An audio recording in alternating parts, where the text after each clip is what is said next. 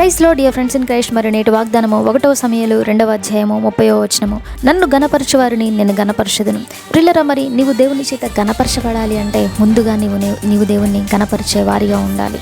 ప్రియులారా, మరి దేవుణ్ణి గణపరచడం అంటే మరి దేవునికి కృతజ్ఞతాస్తుతులు చెల్లించడం, మరి దేవుని ఎడల భయభక్తులు కలిగిన జీవితాన్ని జీవించడం, మరి ఆయనకి విధేయత కలిగి జీవించడం, మరి దేవుని గురించి సాక్ష్యం ఇచ్చే వారిగా ఉండాలి.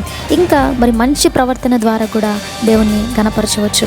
ప్రియులారా, మరి బైబిల్లో చూసినట్లయితే దావీదును చూసినట్లయితే మరి తన జీవిత కాలంలో దేవుని ఎంతగానో గణపరిచారు. ఆ దేవుని గణపరచడం వలన మరి దావీదు ఒక గొర్రెల కాపరిగా ఉన్నటువంటి వ్యక్తిని దేవుడు ఒక రాజ్యానికి రాజుగా చేశాడు. తన కుటుంబాన్ని హెచ్చించాడు.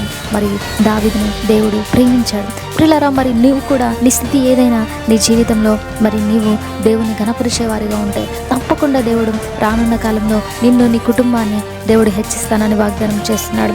ప్రియులారా, మరి దేవుని నీవు పెదవులతో మాత్రమే కాకుండా నీ జీవితం ద్వారా, నీ క్రియల ద్వారా, మరి నీ యొక్క ప్రవర్తన ద్వారా దేవుని గణపరిచినట్లయితే విస్తారముగా మరి రానున్న కాలంలో దేవుడు నిన్ను హెచ్చిస్తానని వాగ్దానం చేస్తున్నాడు. ఈ వాగ్దానాన్ని బట్టి దేవుడు మిమ్మల్ని దీవించును గాక.